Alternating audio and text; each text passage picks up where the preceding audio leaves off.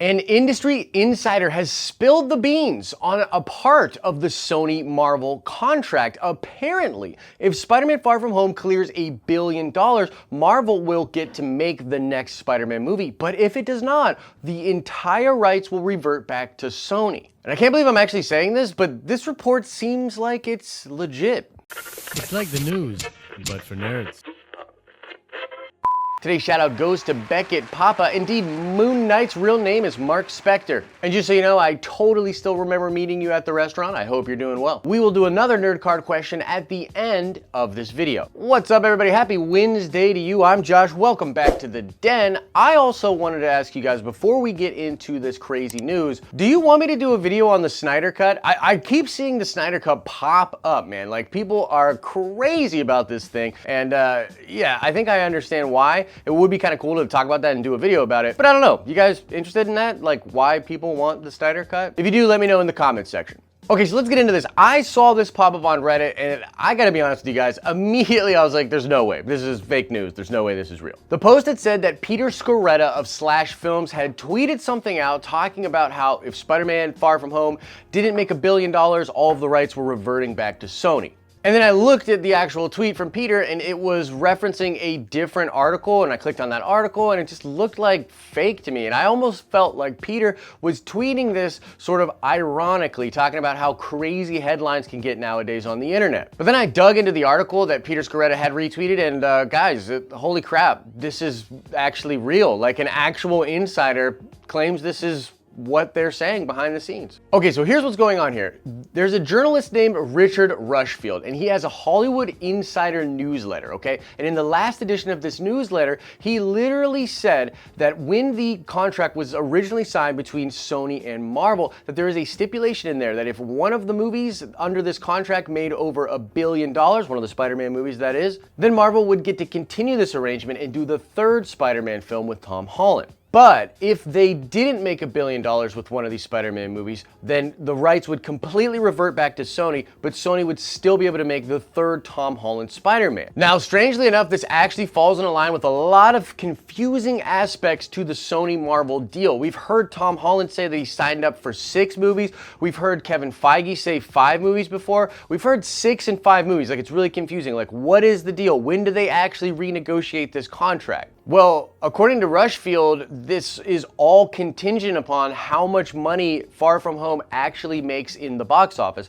And considering what we've heard, this kind of makes sense. And so the bottom line is, if Spider-Man Far From Home makes $1 billion or more at the box office, then Kevin Feige and company will be able to make the third Tom Holland Spider-Man movie. But if it doesn't, the rights completely go back to Sony, and then the Tom Holland Spider-Man movies are then completely Sony movies? So at that point, you could see like Venom or Morbius sort of come in, they could do whatever they want, now that Sony would have the complete rights at that point. Okay, so the implications of this are really huge. I want to sort of nerd out about what this means for the films behind the scenes. All right, number one, I just think it's crazy that Kevin Feige planned all of this. I mean, if this is truly in this contract, that he gave Spider-Man the best chance that it could have to make $1 billion, tying it into the end of Endgame, making it the final film in the Infinity Saga. It's just brilliant how they weaved this character into the fabric of the MCU. And I think it's pretty undeniable that the draw from the MCU crowd is what will propel this movie up to $1 billion if it eventually gets there. And it totally looks like it's gonna get there. I mean, it made almost $600 million in its opening stretch. Now, the other implication of this is that this was holding things back. If this was really a part of the arrangement, then you can see how this would hold them back creatively, and this would be Sony and Marvel, and it would hold them back in a contract sense. So one of the reasons that we haven't heard a renewal of this contract, we haven't heard what they are going to be doing, is all because of this byline. Like, you guys will remember, if you've been watching me for a while, like the way I've reported on this and the way that I've understood this deal is that there's going to be 6 Tom Holland Spider-Man movies, but there was a sort of renegotiating period after the 5th movie. This falls in line with what Rushfield is saying. So it really looks like we won't know the future of Tom Holland Spider-Man or the relationship between Sony and Marvel until we know the total box office for Spider-Man Far From Home. Let's just say the movie makes $1 billion.